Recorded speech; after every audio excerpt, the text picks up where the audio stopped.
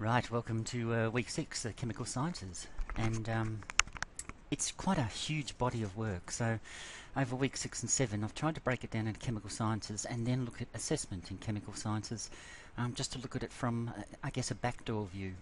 So today is very much a helicopter view.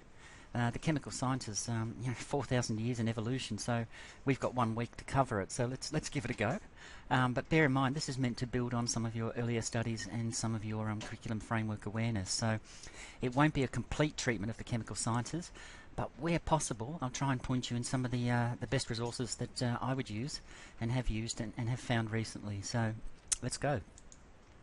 So when we look at the overview for the week, we can see that it's based on the chemical sciences strands of the ACS, and we know that's a national curriculum up to year 10.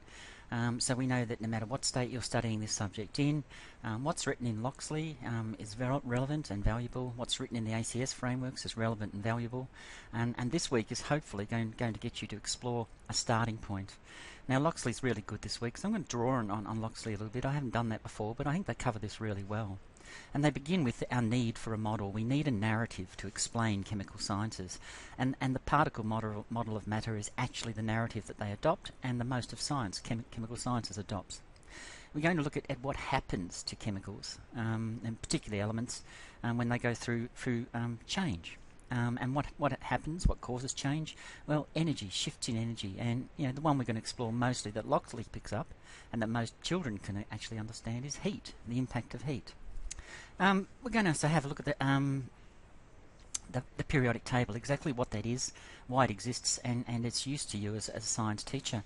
I'm going to put you in touch with a resource there from the Royal Society of Chemists on an interactive periodic table, which will help your students, really good for flipping the classroom and really good for helping the students get inside the periodic table for what it really is and what it means. We're going to look at the differences between elements, compounds, mixtures. And we're also going to talk a little bit about chemical reactions and, the bubbling volcano things we all love. But there are other things to look at too, when we look at melting and dissolving. Sugar and water only goes so far in examples like that. We're going to look at destroying polystyrene cups using nail polish remover. And you can have a look at the sort of silicon breakdown, the substance breakdown that happens there. It's much more powerful, much more visual for kids to observe. So, a couple of ideas coming your way, but let's also have a look at a little bit of the content knowledge. Key terms. These are things that you should be over the top of by the time this week in your reading and Locksley's finished.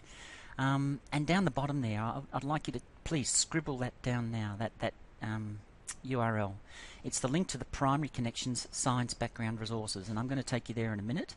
So I just want to preempt, please grab that link, because when you go to teach anything in the chemical sciences, invariably you're going to feel rusty. And so that particular link gives you the science background resources that it can take you to every chemical science subject and strand in the AC, and it gives you background materials, even short quizzes. So I'll show you how that looks in a minute, but ultimately what we need to cover this week are the key terms of matter, states of matter, physical change, elements. Really important definition of an element: a substance made up of one type of atom, found on the periodic table. Compounds, 2 or more elements chemically combined, so we're seeing a level, a hierarchical structure. And mixtures are 2 or more substances combined but not chemically joined. And if you look at those 3 key definitions, really we've got the second half of this nailed.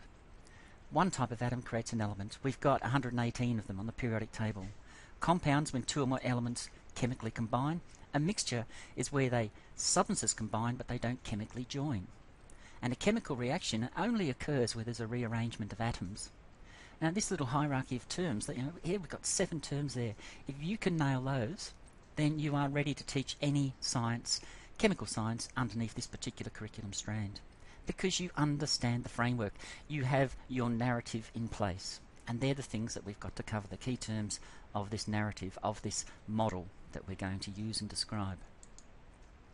So the primary connections, here's a little video. If you're feeling rusty when you're looking at a science connection, simply just go to this little resource. The URL was on the previous slide, and here it is. Ooh. Right. Now, to get us going for this week, there's a lot of background information on sciences here, and in this week's content. And some of you have admitted before, and quite rightly, that science is a huge topic, a huge body of knowledge, and your background may be a little bit rusty in it. So what I'm directing you here to is the Primary Connections resource. Now, Primary Connections, of course, are embedded in Victoria, but Primary Connections focuses on the Australian curriculum, so it's relevant to all of us, regardless of our home state. What I'm going to direct you to here is a free resource made available to teachers. And all you need to do is register with Primary Connections, get your free account. As you can see up here, I've got my account. You can log in and log out, you create your own username and password, and it brings you to some wonderful resources. Look at the science background resources. Imagining I'm just about to teach a unit of science, and I just want to make sure I'm over the top of it. So what I do is I click here to launch the background materials, and it brings me up to the launch site. Now the launch site will open and it breaks it down by subject.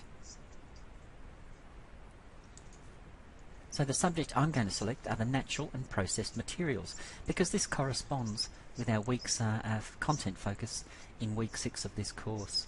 So when we click on that, we can see that the curriculum is nicely broken down. It begins with a statement for early years, breaking down the core areas, structures, properties and uses of substances, and looking at the concepts of reaction and change. It then breaks it down across a range of subtopics: the states of matter, solutions, separation techniques, compounds and salts, atomic and molecular theory, chemical change. There's a wonderful little example in here involving fireworks, you know, how energy converts through the release of a firework, and metals.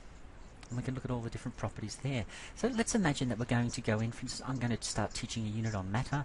I need to be over the top of my content, because that gives me a space from which I can work, where I'm confident and enjoy my teaching. So I go in here and I can actually conduct a little bit of review. I can read through the core material, and it breaks it down for me. These are the sorts of issues I need to work with each learner. These are the frameworks. Here I'll be able to identify from my readings what the common misconceptions might be. And once I've done that, I can look at the states of matter in the universe, what makes one state different from another, and changing state does not change the substance. And then we can actually go in and test our knowledge. We can go to a short online quiz. The most common to least common state of matter in the universe. So there's the most common to least. Well, let's try D. Answer is D. Correct. Well done for us. We can then proceed on to the next question. The most common to least common state of matter in and on the Earth is probably, again, see what you think. Now I do commit and encourage you to go and have a look at this resource, because as we go back we can see that there is a little work unit on everything that you might want to consider teaching and everything you may need to teach. When we look, for instance, at solutions, we can see that sometimes the resources, so there's a little broken link in here, it could be my computer which is playing up today, but there are video connections, there are short links, and a range of information resources you can use. And once again, the valuable questions that you can actually check. Okay, so I'll commit these to you as a really, really good background resource, because there is no way in this course that we could adequately cover the entire background of chemistry and chemical sciences. So for that reason, part of my challenge is to provide you with resources where you can go to and get this information that's accurate, reliable and teachable. Right, so it's a really good resource, so I do commend that one to you. Moving forward from that, the primary connections are good for you as a teacher. Please bone up on your knowledge, bone up on your skills, go into your classroom on top of where you want to take this particular inquiry. And bear in mind, that gives you the comfort to move between your role as a sage on the stage, a meddler in the middle, and of course a guide on the side when kids are struggling with their own inquiry processes. A couple of other video resources too. Now there's a whole range of ways of looking at chemistry and chemical sciences, and often when we look at it in its purest sense, it can be quite dry, it can be quite boring, and you can lose kids. Like, you can just see the life leaving their faces. That, you know, they're losing the will to live as you're standing there talking about elements and compounds and mixtures. So try a couple of these activities. Biscuit bashing is fantastic. Take some cookies with a rolling pin and watch them as they break down. Watch students analyse how shape shifts. Heavy sugars is a really, really good one by looking at the weight of sugared drinks. And you actually do this simply with a tub of water and different drinks with different sugar levels in it, and you can actually get a clear idea that sugars are, they change the substance. They become a mixture, and a mixture, therefore, we can analyse the health benefits of it. But essentially, it's a changed substance. We can see what it does. Irreversible reaction, gas to a solid, collecting carbon soot from a candle. Brilliant little exercise here. Just goes to show, and this common principle is that even though physical change occurs, changes in matter do not. Okay, there are the laws of physics. There is an equal and opposite force. Everything gained is just converted to a different source of energy. It doesn't disappear. It's not spent, and that's a really complex understanding for kids to reach, and hence it's the source of many misconceptions. So a really, really nice example done by a couple of British nanny-looking teachers, and they do it so well. Intriguing ice, freezing liquids other than water, just to see what happens with converting liquid to solids. A fascinating thing, just freezing different liquids. Everything from when you try to freeze lemonade, for instance, and see how it expands when you actually freeze it compared to water. You can actually then look at the mass, etc., etc. Dissolving, forget boring old sugar.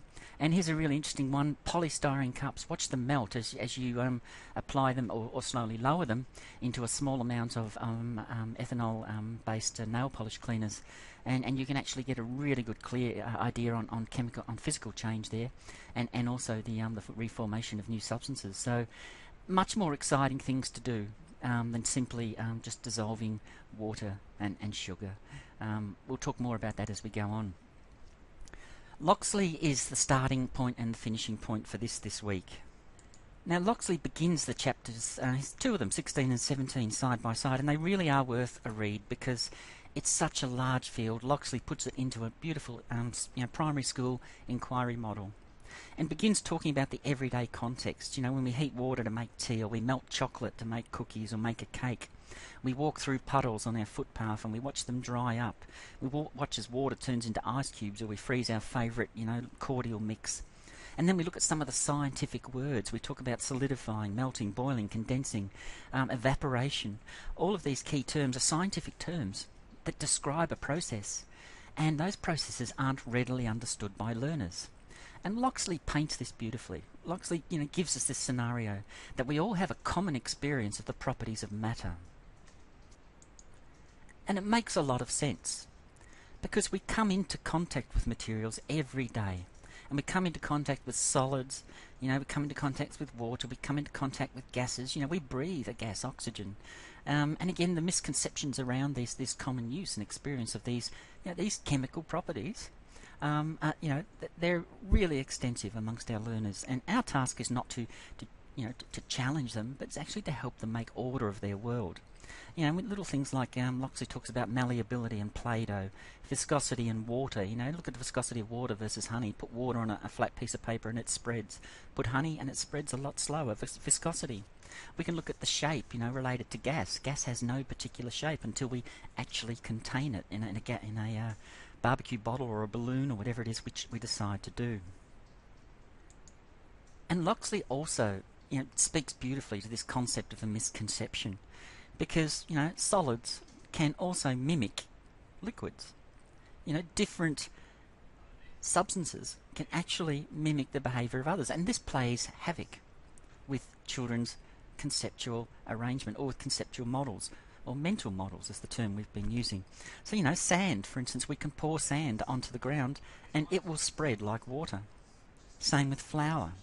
Does that mean sand and flour are liquids? Again, we've got an issue with misconception. So Locksley talks about our need for a model, a need for a narrative, a need for a meta-cognitive structure in which learners can get some sense from chemical sciences. And the one that Locksley points to, and the one that, for instance, all of chemical science points to, is the particle model of matter.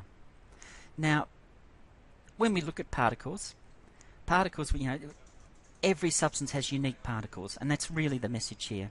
And they're different from the particles of other substances. We also know that they're not static.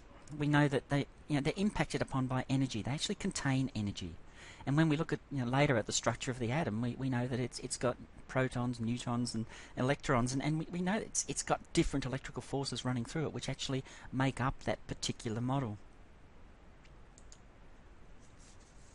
Locksley goes on to talk about the particle model of matter and raises, the model for a liquid, talks about the model for a gas. We'll touch on these briefly, and also talks about models for solid and how they, chemically and physically may be constructed. And Locksley also then goes to talk about heat, and under that context introduces the notion of reversible and physical changes.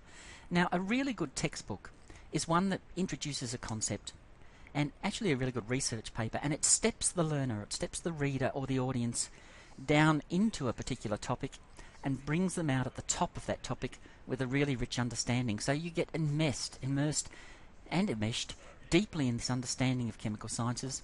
You wade through these deep principles through the particle model. You come out through reversible physical changes, atoms, elements, compounds, mixtures, and ultimately you understand how chemical change and reaction happens. Now, with reversible and physical changes, we can talk about the change of a state of material from solid to liquid to gas is what we call a reversible change. And it's also an example of a physical change to that material. So physical changes can alter appearance and physical properties, but the nature of the particles involved stays essentially the same. And this is, again, a challenge, one that raises many misconceptions in the eyes of young science learners. Locksley concludes that all matter exists either as a solid, a liquid, or a gas, and, explains why from an inquiry process. These are known as states of matter, and the changes of states are reversible or physical changes, and they can actually be replicated through inquiries and investigations that you as a science teacher can orchestrate, and your learners can actually follow and also replicate and extend and apply to other principles and other solids, gases, and elements. Locksley then goes on to talk about the historical context. Now, I'm going to point you to a resource in a minute, which is going to give you a really brilliant tool and resource for the classroom. It comes from the Smithsonian Institute over in the States. It's an interactive online timeline which talks about chemical sciences. But before we go there, Locksley talks about Dalton versus Thomson versus Rutherford, and the whole emergence of a very simplistic model of the atom through to what he calls the solar system model of the atom. And Rutherford argued that this was, a little atom actually replicates the universe. And since then, of course, quantum physics and quantum atomics have taken this model on and extended it right through its investigation, so that what happens at the atomic level is the universe actually replicates its smallest element in the term of an atom. So when we look at this, Locksley talks about a lot of aspects here. He introduces the concepts of elements, mixtures, and compounds. Now, he tries to distinguish between those, and that's, again, here is your contextual hierarchy. An atom is the smallest particle that we can actually describe. We have 118 elements in our table of periodic table. Compounds are when two elements come together to combine to form a new chemical structure, and mixtures are where a range of elements come together, but they don't actually chemically combine. And so a mixture over time can actually separate. Now, if we can understand this, we're well on our way to understanding the principles of chemical science. And then Locksley takes us to our applied chemicals and chemistry, where we start to look at chemical change and reaction, and the whole basis here is looking at heat. And a couple of nice examples there they use with a candle. And again, I've referred you to the online resource for that. A couple of the principles involves respiration, rust. All of these different things are chemical changes. Making a volcano using bicarbonate of soda and vinegar replicates a chemical change. So when we look at this component of the course, it's a huge theoretical area that we've got to cover, a huge aspect of the science curriculum, and it's not one you should attempt to memorize. What you need to do is arm yourself with resources that you can go back and visit, that you can break down and help your learners to scaffold their own frameworks to follow you through an inquiry process, and that's what we're going to aim at here. I'd just like to talk briefly about the states of matter, and Locksley unpacks this for us. I don't need to explain it, because Locksley does that beautifully. But here's just an example, of how this happens. We've got the properties of material. Locksley talks about the need for a model. We know what solids, gas, liquids are in our everyday, but we need a model to explain that. So the particle model of matter is our explanation. And here we've got our solid. Okay, here we've got our liquid, and here we've got our gas, and we can see the solid is more dense, the liquid is less dense, and the gas is actually quite loose. And we can see, for instance, the capacity here, the mobility or the openness of these particular particles to chemical change and chemical reaction. A solid, a little bit harder because it's more dense.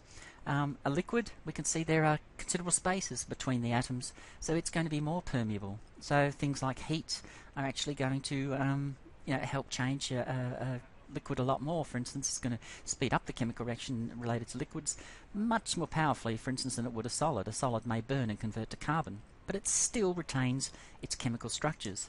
Okay, and down here, of course, we've got the gas, quite loosely filled, and gases, as you can see, can change particles quite easily because of the looseness. They can be blended and mixed. Same with liquids. Solids a little bit harder.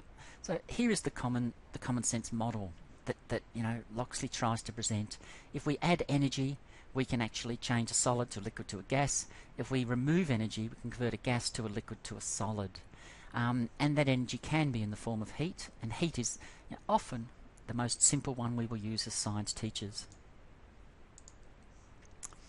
Changes of the states, reversibility and physical changes. Again, this is the bedrock of misconceptions. Here we have two different textbook examples of how misconceptions are actually created. Here we have one textbook explaining, for instance, changes in water, changes of the state of water as an element, as a substance. And here we've got another one which explains it, I think, a lot better. And we've still got the scientific processes. So you can see, exposed to this framework, a learner is going to be much more vulnerable. Whereas the framework on the right is, a lot more simple and helps structure and break down the misconceptions purely by its representation as a model or a narrative of chemical change. And Locksley puts all of these little questions in here. These are really good questions. I would like to have seen more of these appear in your misconceptions piece, assessment task 1, as posed as an open question. We can mix flour, sand, gravel, paper clips and salt. How can we retrieve all the constituents? How many different separation techniques would be needed to achieve this? And just a really, really good example for your students. And as to how you would do that, and get them to design an investigation to separate all of those elements once they've been mixed together. The history of the atom. Please, down here in blue, have a close look at that. Now, there's a range of ways of teaching the atom. I really like the way Locksley does it. A little bit of context, and a little bit of questioning, open questioning, breaking it down to more closed questions and investigations. Here's the classic textbook timeline. Very dry, very boring, and really doesn't come to life. Here is an example from the Royal Academy of Sciences. It is the Royal Society of Chemists, RSC they are. And this is their chemical timeline. Right. This resource I'm about to introduce to you comes from the Smithsonian Institute. Now, the reason why I introduced this one, it's a global resource. It's not specific to any particular culture, language or purpose. It covers a global history and development of the chemical sciences, from the key people, the historical events and the discoveries in chemistry. Now, you may be wondering how you're going to get your students into a topic on the chemical sciences. It could be something from everyday sciences that you use, fabulous. Or you may wish to take an historical perspective. And if you do take an historical perspective, for instance, then this is a wonderful resource for you to flip the classroom. You can actually set some research tasks, you can identify some key figures, and you can just ask the simple question, what did they have in common? And this resource will give students all the answers they need. Now you can see here it's a sliding scale. You can move along via the arrows, which takes us through each of the key periods and the key events and timelines related to the chemical sciences. Another way you can do it actually is to expand, and you can see down here it's actually a blur. It goes from everywhere right through to the terror attacks, but you can't actually use this timeline in this format like that, but don't worry about that. They've given you the navigation capacities to slowly extend it and extend it and extend it, so that we can actually then flip through the years and we can cover all of the key events. And we start to move up into more modern periods, and we can manipulate the timeline in a variety of ways. We can slide it along that way, and we can, for instance, pick alchemy in the Arab world, and we can take ourselves there. Now you can see again we're at 1348. We're starting to see the line is getting a little bit dense again, so we can simply expand. It gives us really, really good navigational tools. So we're totally in charge of this kind of navigation process, this investigative tool, and it tells us a little bit about everybody. It gives us a global perspective. It gives us, as learners, significant control over this whole regime of the chemical sciences. And here we can see again, it's starting to get a little bit crowded, so we need to start to unpack it and extend it. And our timeline grows in meaning as we do this. Vasco da Gama, the Sistine Chapel, the Aztecs get defeated. What does that mean? Because the Aztecs, let's face it, were one of the first civilizations to use coins. They were very, very strong metallurgists, and hence they were working with chemical sciences way before many other societies. Copernicus and heliocentrism. We can look at all of these significant changes. Galileo pops in. So we can see here, this is a fabulous resource, and we can take it right through to modern phenomena, Boyle's law, and we can start to see the quantum here of chemical science developments. We're starting to see the speed of civilization picking up. We're starting to see the emergence and development of science. And we can see here it continues to expand and grow more and more intense, more and more thorough, more and more frequent, and the pace of change becomes discontinuous. We're starting to see it right up to the Apollo 11 mission, where we're starting to see incredible developments in chemical sciences, up to when the timeline actually comes to a close around about the Mars rover in 2012. So since then, a wonderful question to give you students: did chemical sciences stop after the Mars rover Curiosity? Interesting questions. And then to get them to probe and develop some of their own views. The Hubble telescope is a very, very good one. And again, they can pick, investigate, a chemical sciences evolution, a change, an event, a significant person, a significant discovery. You can set your students an inquiry task to investigate that with some depth and some excitement. Now, the beauty of these resources is you don't have to be an expert in the chemical sciences. All you need to do is be an expert in the soft skills of inquiry, the soft science inquiry skills, which are equally valid part of the ACS. And again, this is an excellent resource for flipping the classroom. If you want to introduce chemical sciences, if you want to introduce space technologies, and Lego, for instance, have got a fabulous set of resources on space travel and missions, and a lot of it's related to the chemical strands. They actually break it down for you over the ACS. There's a range of ways of exploring this, and this task is a wonderful way to get students in to help them summarise an area and actually take control of an investigative process. They may identify an event within a period, and they may have to suggest why it was significant. They look at the key players involved, and they'll trace its development through to current times. Locksley goes on to talk about the structure of the atom, and he moves simply from the very simplistic models through to the solar system models, and poses the question, is this what atoms really look like? And then just reminds us, in fact, no, it's not. Scientists have no idea what atoms look like, but in fact this is just a narrative, a meta-narrative for describing, for instance, sodium and chlorine, which of course makes common salt, and this is the molecular breakdown, the molecular representation of common salt. It's not what it really looks like, clearly, but this is how we envisage it. This is our narrative, this is our mental model. And, the thing I like this week about Locksley is, if you haven't read it, please do. It justifies the use of this kind of model making and gives it to you as a tool to use with your learners. Now, a couple of little examples here. Things to prompt and question about atoms. A little example here. Can we actually see an atom? What size is it? And this little challenge here is quite a good one.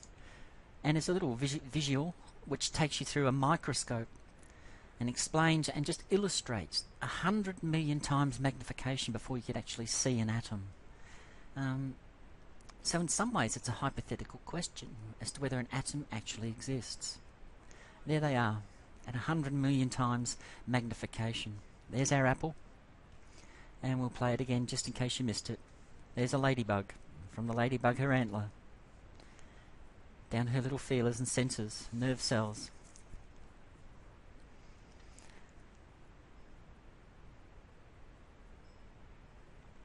Finally down to our atom. It's an interesting concept, isn't it? Looking at the universe from a helicopter view. Locksley then goes on to talk about the classification of matter, and anything that has mass and takes up gas or space is matter. Solid, liquid or gas, they all share that same principle. And again, the really important hierarchy here is to understand the relationships between mixtures, pure substances, elements and compounds.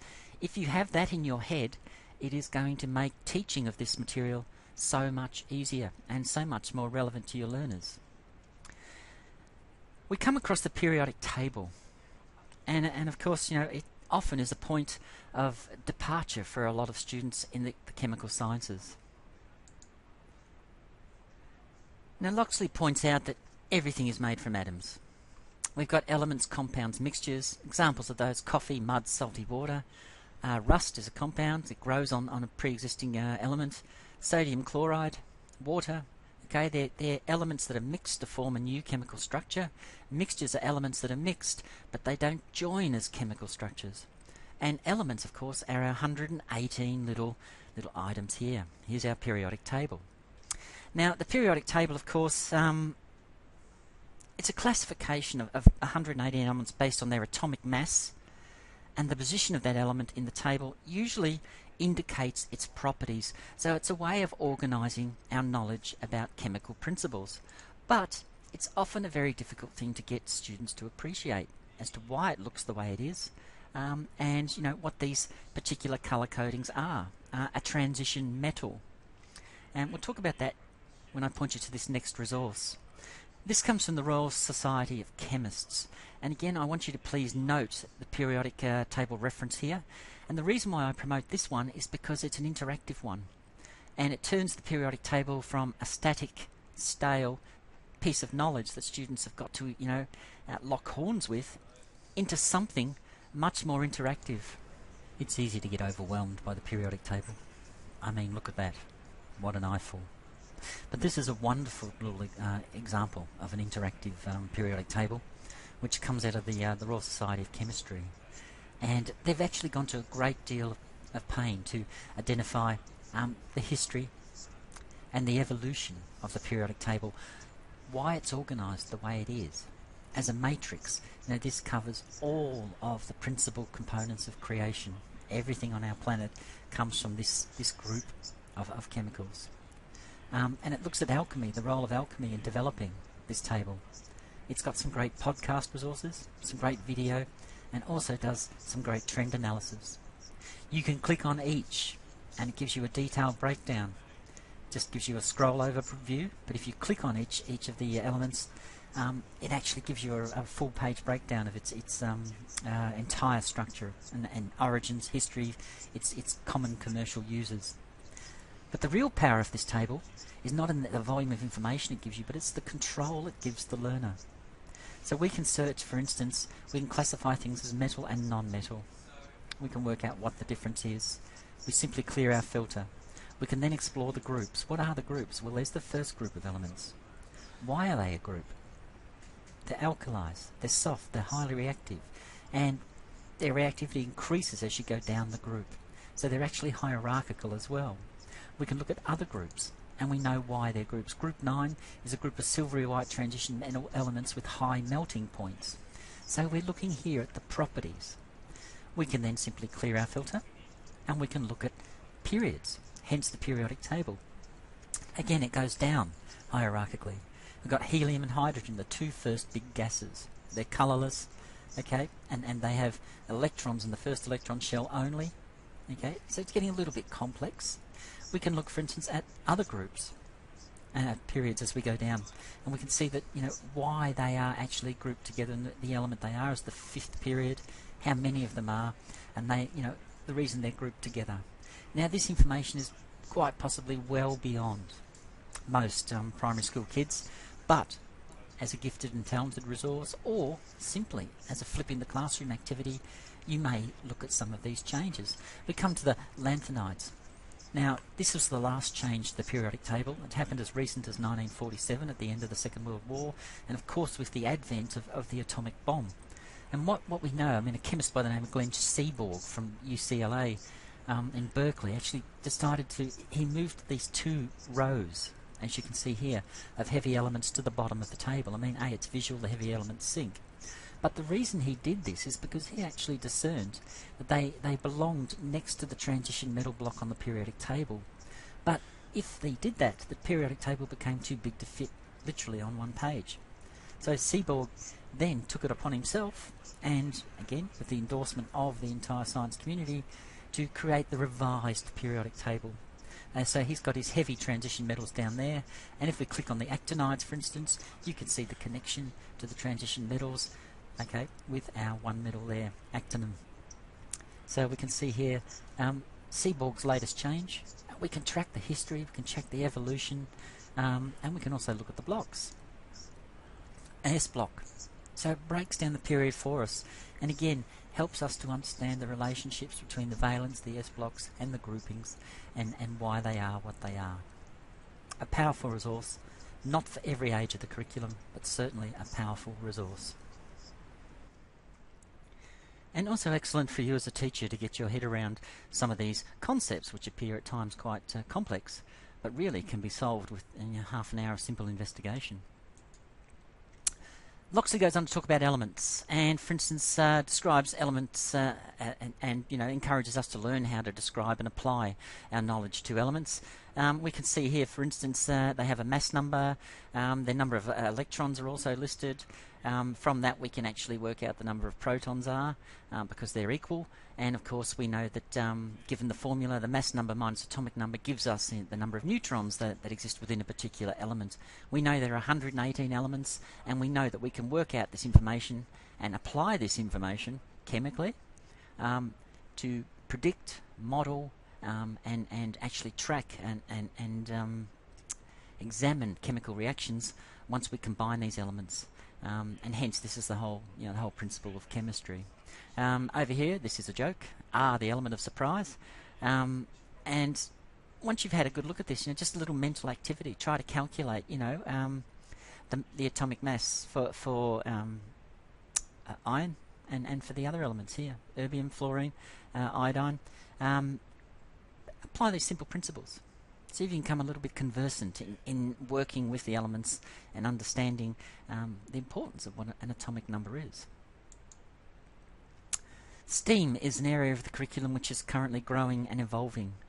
There's a lot of discussion around STEAM and its role to the sciences.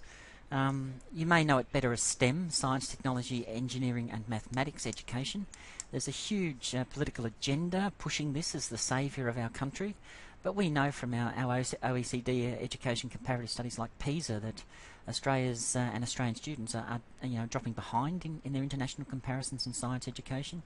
And we also know that when we analyse the senior curricula at state school levels, the sciences are falling well behind other subjects in student uptake and preference. So there's a big push towards the STEAM agenda now: science, technology, engineering, the arts and mathematics.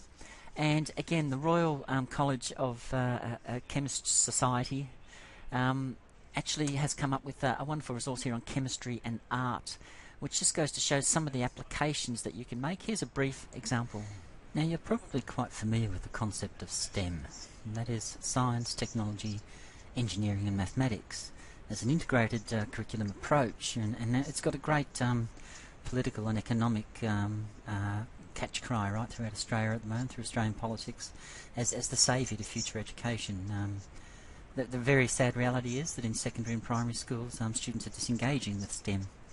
And one of the really interesting emerging areas to try and rescue the science and technology, engineering, mathematics curricula from the fate worse than death. I mean, it's been reflected in PISA, it's been reflected in NAPLAN scores, it's been reflecting in TILS, it's been reflected in so many different international measures. We're slipping backwards against our OECD neighbours. But this whole notion of STEAM, S-T-E-A-M, a new acronym: science, technology, engineering, the arts and mathematics. And in this light, This particular resource is also offered to you by the Royal Society of Chemists, and it integrates chemistry and the arts. And you can see here a range of possible collections and resources that you can actually use to engage the arts with chemistry and also with physics. So we can see that there are a whole range of different things here relate to the physics of wall painting techniques. We can look at the chemistry of pottery, we can look at the breakdown, the chemical analysis of pigments, how to make your own simple paints. All of these different resources are available to you, and they actually help to integrate these fabulous areas. And by integrating, we're bringing so many of the things that the rich strategies the arts bring to learning: the cognition, the collaboration, the sharing, the brainstorming, the innovation, the creativity, all of these things that the arts do so incredibly well. Have a look at it, please. It's www.rsc.org, learn-chemistry, and in there you will find some fabulous resources for integrating into the new STEAM framework. As an addendum to that too, I just point out that they also have a wonderful unit on chemistry and food and health sciences, and again some great activities for primary school kids in there. Again, really good resources, and complete integration of food sciences, home economics, health sciences into chemical sciences, and a lot of it using techniques and curricula and pedagogy directly connected to the arts. That's pretty much all I want to say for this week. What I will do though is encourage you please to read Locksley, and then to jump online to this week's learning resources and learning tasks. This week there's not a lot of writing.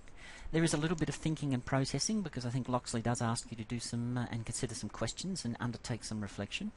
But more importantly, I've put up a range of examples of investigations and experiments that you can use to explore some of these simple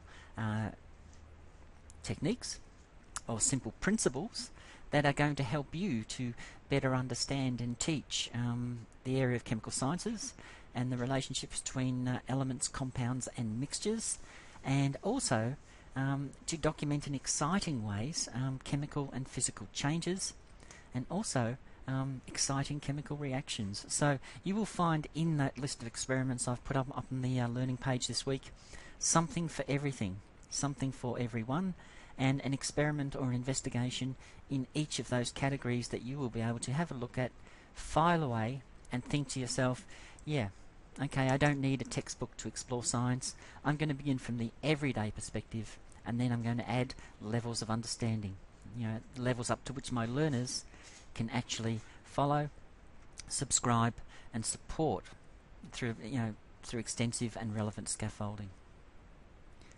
All right, I'll see you online for the Zoom Interactive.